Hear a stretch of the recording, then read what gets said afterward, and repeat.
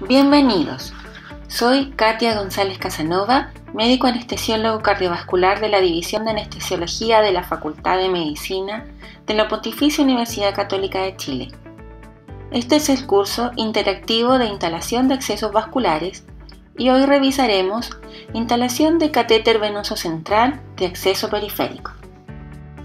Este curso tiene como finalidad orientar e ilustrar acerca de la instalación de un acceso venoso central por vía periférica, el que se ha vuelto más frecuente en las áreas de cuidados críticos, cuidados oncológicos y en pacientes que requieren de tratamientos endovenosos prolongados. El entrenamiento adecuado de esta técnica y de este dispositivo endovenoso puede generar mayor seguridad en los pacientes y mejorías sustanciales en la calidad de los cuidados otorgados. La necesidad de practicar las habilidades básicas para la inserción de PICC tiene relación con los beneficios de la simulación y la práctica deliberada, en la cual se pueden ejercitar la técnica en forma segura y contenida para el clínico. A continuación, revisaremos las indicaciones, contraindicaciones, complicaciones, elección del catéter y sitio de punción. Además, revisaremos el proceso para la correcta instalación. Indicaciones. Se sugiere instalar un PICC en pacientes que tienen la necesidad de contar con un acceso venoso mayor a 6 días y es de elección si es mayor a 15 días.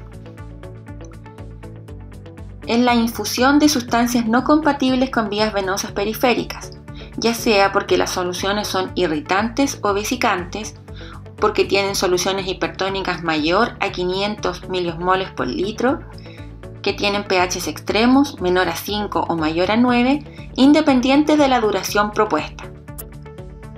En infusión de quimioterapia cíclica o episódica hasta por 12 meses, monitorización hemodinámica invasiva o necesidad de obtener un acceso venoso central en pacientes críticos cuando la duración propuesta excede los 15 días.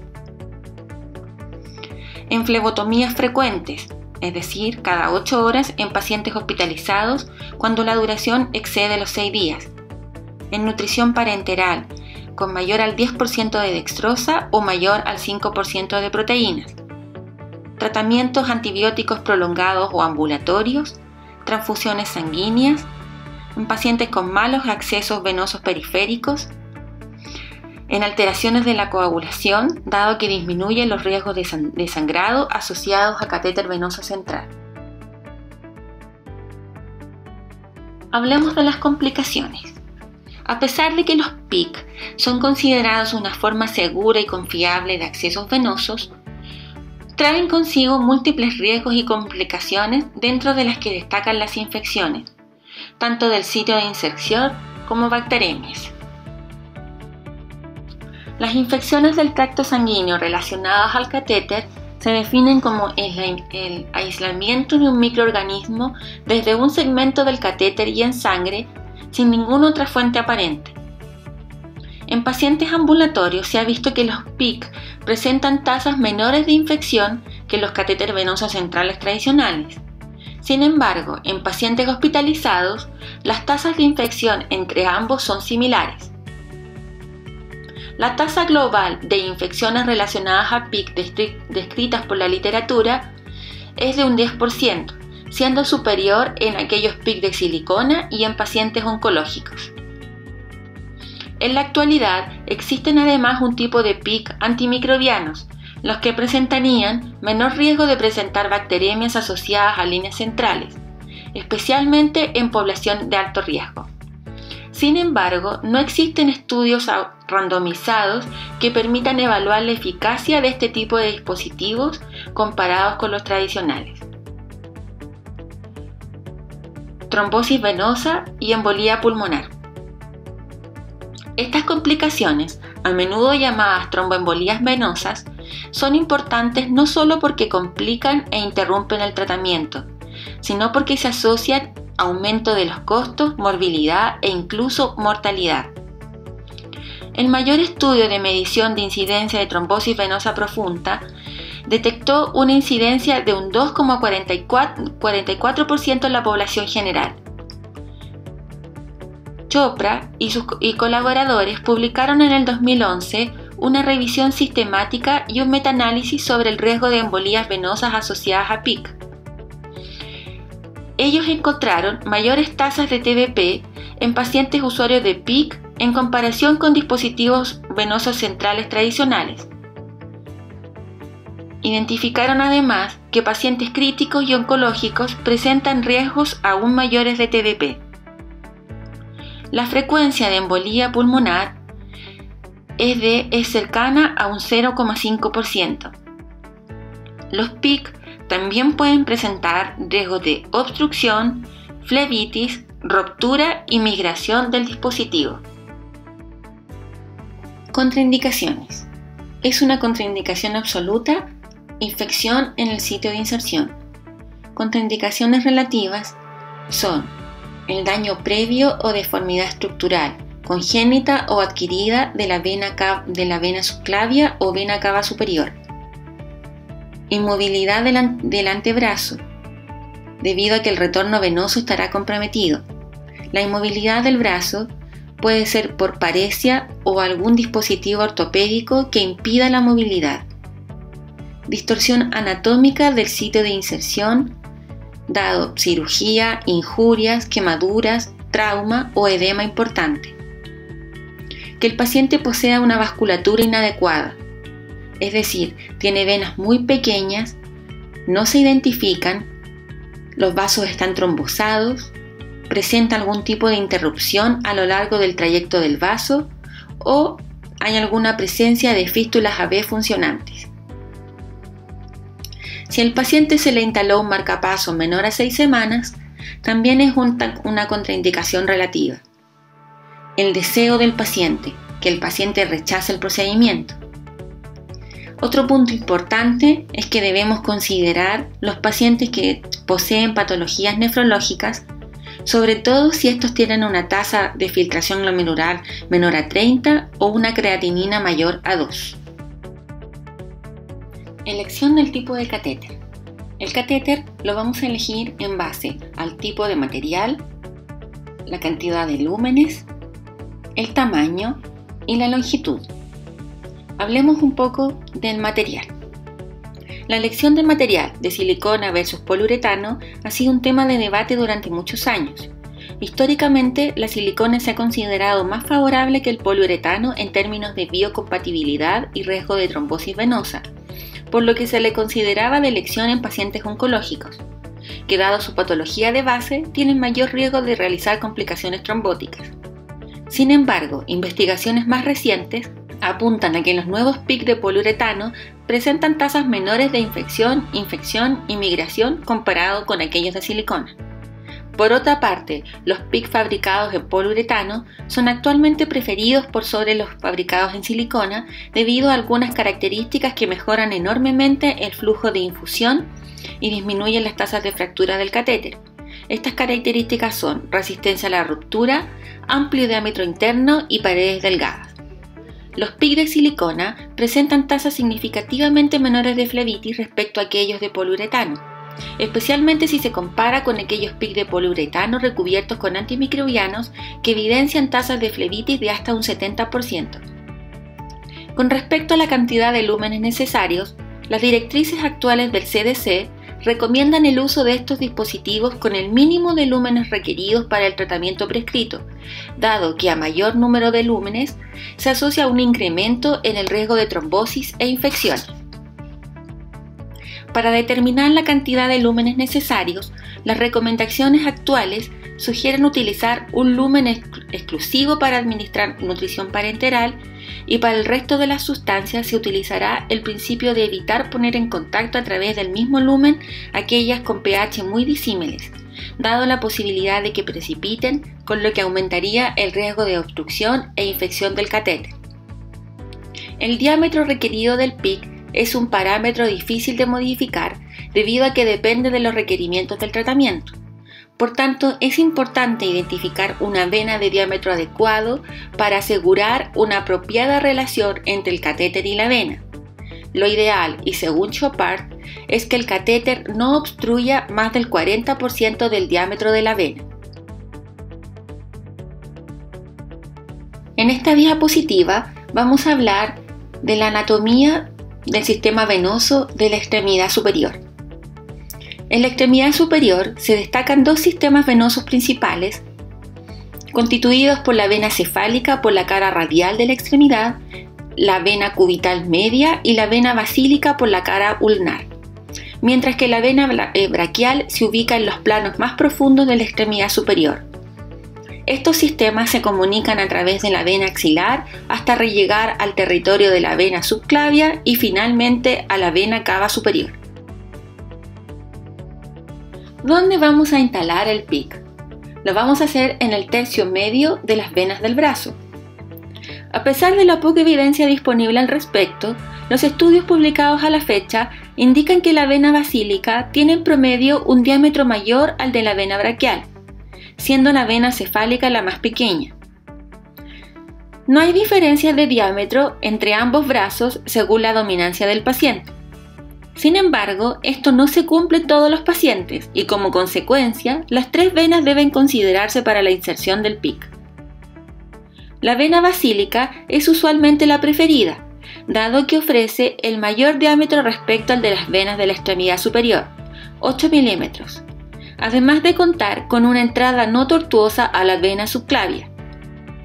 La vena cefálica, por su parte, usualmente es de menor calibre, 6 milímetros, y forma un ángulo de 90 grados para entrar a la porción terminal de la vena axilar, por lo que ocasionalmente resulta en un avance dificultoso del catéter. Las venas braquiales tienen una ubicación más profunda en la zona media o alta del antebrazo, por lo que no se pueden ver visualizadas ni palpadas. Se requiere el uso de ultrasonido para obtener un acceso en este vaso. Es visualizada fácilmente bajo ultrasonido y su drenaje es directamente en venas centrales, facilitando así el paso del catéter. Hay que tener precaución con la punción de la arteria braquial y ramas del plexo braquial. Chopard, en su estudio, demostró que el diámetro del catéter no debe ocluir más del 40% del diámetro de la vena.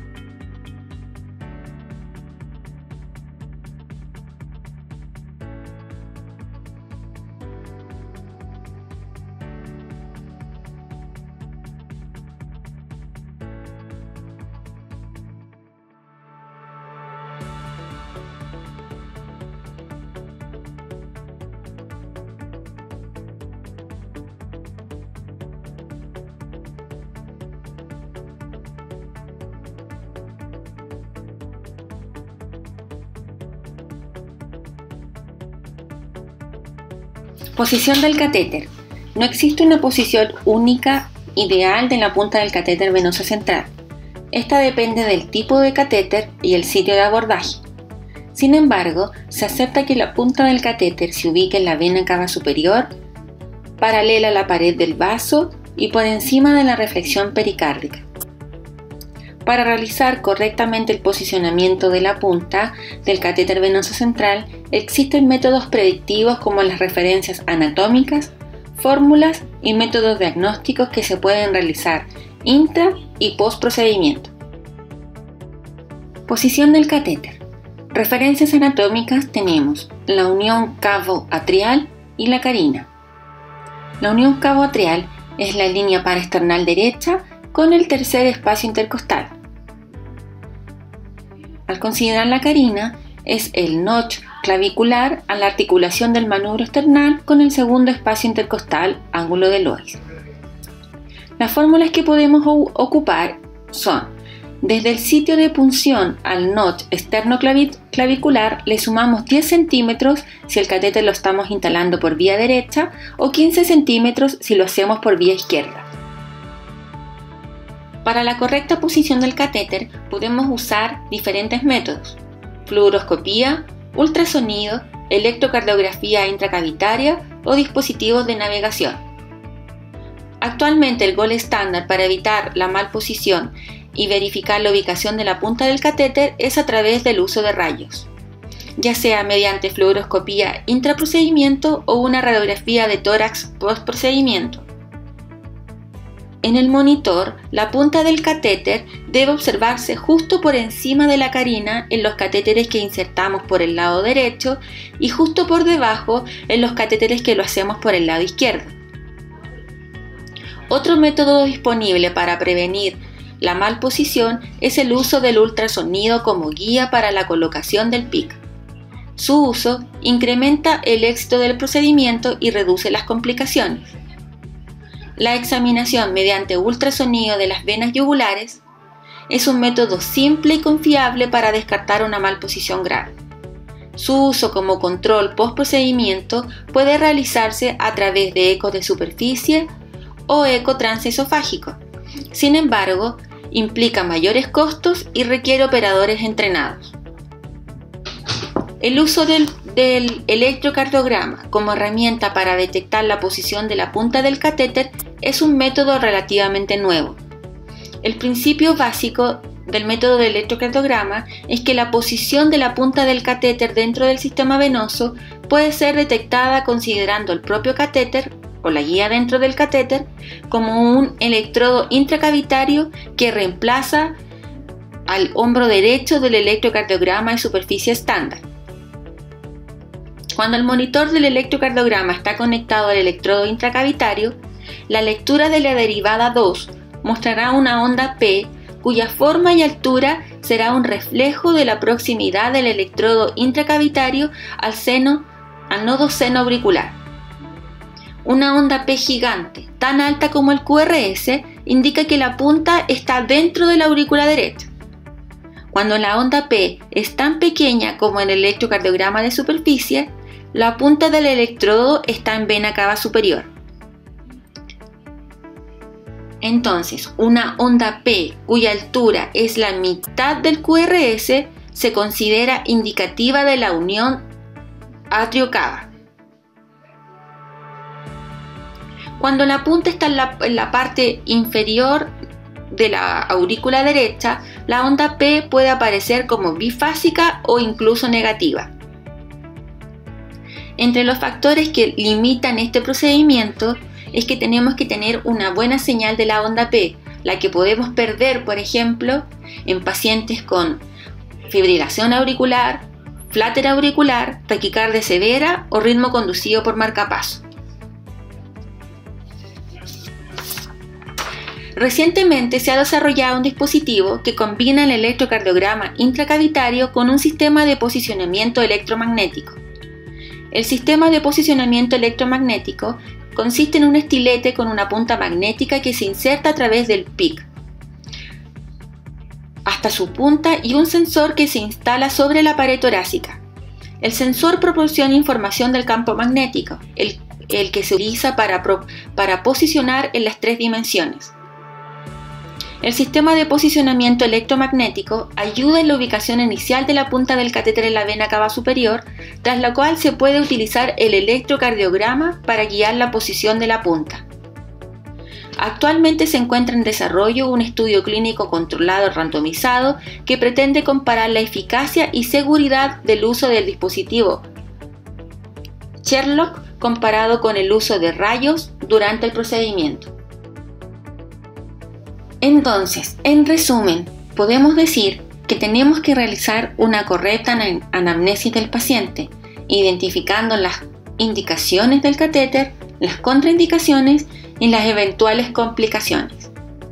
Debemos elegir venas de buen tamaño, catéteres de menor tamaño y con el menor número de lúmenes posibles. Tenemos que utilizar métodos de diagnósticos de posición del catéter intraprocedimiento, ya que de no usarlos, está descrito que hasta un 32% de los catéteres podría quedar en mal posición.